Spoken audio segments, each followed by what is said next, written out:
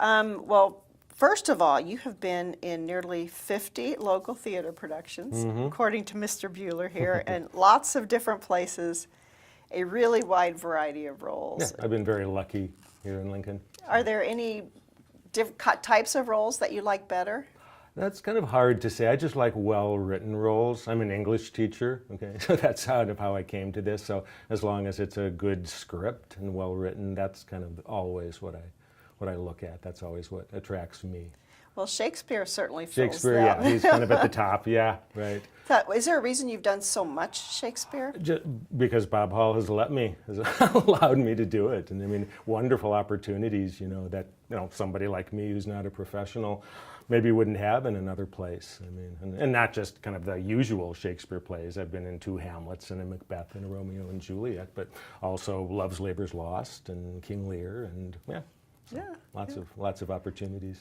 Well, Tom Crew, who directed you in Merchant of Venice, right? Yeah. And he directed me in Edward Albee's Seascape a couple of years ago, and A Doll's House, Ibsen's A Doll's House a few years ago. At the Haymarket. Yeah. I remember that one. Megan was in that too, Megan, right? that's where I met Megan, yes. Tom says that you have a detailed approach to character analysis. Yeah, Can you expand on that a little bit about what your approach is? Yeah, I don't know if it's that kind of intellectual an approach. I mean, I think I'm a little bit more of an intuitive actor.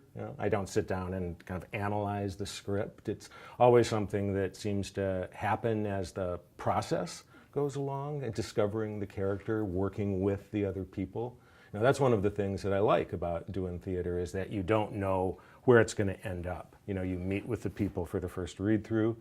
You go through, you meet the people, and then as it goes forward, the process, you learn the lines, you get the costumes, and you discover. That's what I like about it. It's the discovery of something that you kind of weren't aware was you were going to get at. So, and it goes up to opening night. I mean, it's not that it ends and you're ready on the dress rehearsal. That audience is the final component, the final ingredient to the process. How do you handle it when the audience isn't into it? I don't, you just have to kind of keep going. I don't know. I think we've been lucky here in that we have good audiences, but I'm not. Yeah. As an English teacher, I'm sure you're very familiar with Shakespeare.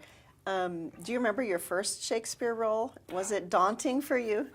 Yeah, it was. It was at the Playhouse many years ago. Yeah, and it was actually it was a part I played since. It was a production of Twelfth Night, where I played the character of Malvolio, which I then played like 28 years later again. So yeah, it was daunting, but it was great, too. I mean, to immerse yourself into those words. So. Now, we talked a little bit about getting into the character. Is it different for a Shakespeare character? That's kind of hard to say. I would say. Yeah, for me, no. I think kind of you always start at the same place with the script and with the people, and I would, I don't think, unless I analyzed it a little bit more closely, I really don't think I do. So. Having a dramaturg like Stephen Bueller helps, though, doesn't it? That's amazing. Yes, that's just one of the most amazing things about it, is people like Bob and Steve. It's been like a postgraduate education, for me. Because I went to grad school here, and my focus was on composition theory and American literature, and so this is like a whole new, taking me in a whole new direction, which I've loved doing. Now, one of the things in the nomination was several people mentioned that you're very supportive of the other actors, and that you kind of help those maybe who don't have quite as much experience as you do. Do you enjoy that part? Oh, absolutely, and I think kind of it works both ways. I mean, I've been helped kind of that way myself, in the past. I mean, you always help, kind of one another. It doesn't work otherwise. So yeah, that's one of the great things about doing kind of what we do, is that collaborative effort and that energy, that comes from working with one another. Well, I was glad to see that you said that Roy Cohn in Angels in America, Part 1 and 2, is one of your favorite roles, because when I think of you on stage, I think of that. That's what you think, okay. I think of that. What made that character so amazing, and how did you bring such an unlikable character? How did you be able to get people to relate to I think it comes back to the writing. It comes back to the script. Tony Kushner, who wrote that script. That is an amazing play. It's an amazing play to read. It's an amazing script. And when you have good writing, that oftentimes is half the battle kind of for you, is that there it is for you, and you don't have to kind of figure things out, and yeah, it's just you go kind of along kind of for the ride. Sanford Meisner, the great acting teacher, has a metaphor about acting that I really like. He says that the text is like the canoe, like the boat. You put it in the water, and what you bring, your emotion, is the water, the river that takes the canoe along. And yeah, so if you have a good sturdy, canoe, that's just amazing. And that was an amazing experience too, because we had a great company, and because it's 2 plays in one, and we lived with it for a year.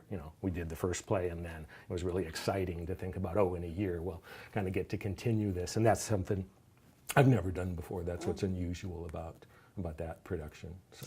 Well, since you haven't seen the nomination form, I'll tell you, Stephen Bueller wrote that you're able to show a human side to an individual capable of horrible cruelty, callousness, and bad faith. Where did you find that human side of in the script, in the words. I mean, that's how it's written. So, when something is well written like that, I mean, that's where it all, for me, maybe because I'm an English teacher, that's where it all comes back to. If something is well written, there it is, and you just work with it. Okay. So, yeah. Let's talk about one of your more recent roles, Antonio, in The Merchant of Venice. Yes. Tom said you were able to convey kind of the struggle within yourself. Yeah. Was that a hard role to play? I'm not sure it was hard, but it was really satisfying to do. I liked it because of the layers, because of the levels. And that's maybe the type of part I like, is where it's not just one note, where you get these different levels. And Roy Cohn is certainly written that way too. But yeah, because Antonio at the beginning is very, kind of stern and kind of very unlikable, but then you see this other side of him, this connection he has with this young man. And you have that trial scene where he's, for his life, and so. Yeah. So again, it just comes down to looking at the script. So. Now we were talking a little bit about that you're an English teacher, and I asked you if you've written any plays, and you don't. You find a hard time with dialogue. For some reason, I mean, I like to write prose. I write essays. I try my hand at fiction, but for some reason, kind of writing a play, writing dialogue doesn't. For some reason, seem to come easily to me. Maybe just because I haven't practiced it or tried it, but yeah. I think if I wrote a play, it would be like Eugene O'Neill, or George Shaw, just all these stage directions before you get to the dialogue. So. Do you have a dream role, something you haven't played yet? I always would answer that by saying George in Who's Afraid of Virginia Woolf, although I'm worried I'm getting a little old for that now. But I think having played Roy Cohn and having played so many of the Shakespeare things, it's just been like this feast, and I think I'm kind of been very well sated with all of that. Now, one of the things somebody mentioned in the nominations, and I had forgotten you were in this, was Sideman at the Playhouse. Long time ago, yeah. Yeah. 2002, yeah. 2002? Wow, yeah. So it's been 15 years ago? Which Stephen Bueller directed. Yeah. I really liked that play. Yeah, that was a good challenge too. I played a one-eyed junkie jazz musician. Okay? And I remember Bob Hall came to that and he saw it, and he'd seen me in some things before that, but it was after he saw me in that play that he started, asking me to audition, and I started working with him because of that.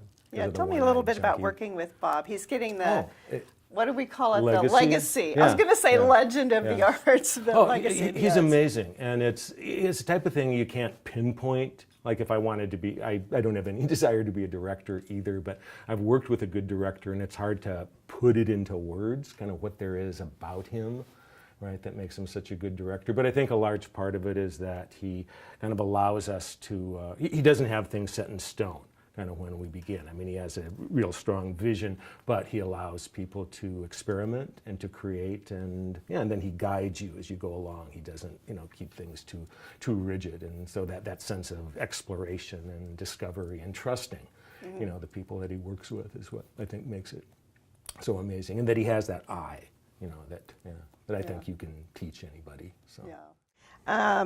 Dick, who is your favorite wizard? Tommy.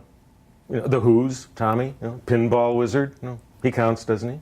He counts.